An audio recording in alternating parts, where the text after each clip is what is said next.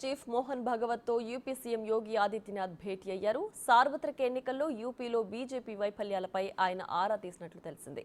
4 రోజులుగా మోహన్ భగవత్ యూపీ పర్యటనలో ఉన్నారు. గోరఖ్పూర్లో జరిగిన స్వయం సేవకుల సదస్సులో మోహన్ భగవత్ కీలక వ్యాఖ్యలు చేశారు.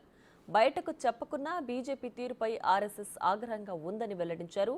నిజమైన సేవకుడు అహంకారంతో ఉండకూడదని, ఎవరికీ హాని తలపెట్టడని సంచలన కామెంట్స్ చేశారు.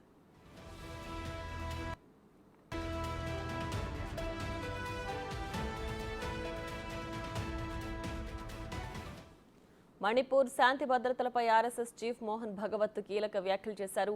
ఏడాదిగా అక్కడ శాంతిని నెలకొల్పడంలో విఫలం చెందారని పరోక్షంగా కేంద్ర ప్రభుత్వాన్ని విమర్శించారు. ప్రతి ఒక్కరూ ప్రజాసేవలో వినయంగా వ్యవహరించాలని సూచించారు.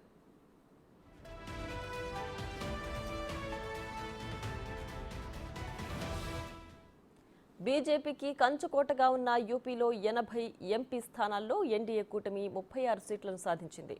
దీనిలో బీజేపీ కేవలం 33 సీట్లనే కైవసం చేసుకుంది. సార్వత్రిక ఎన్నికల్లో 400 సీట్ల లక్ష్యాన్ని పెట్టుకున్న బీజేపీ కేవలం 244 సీట్లనే గెలుచుకుంది.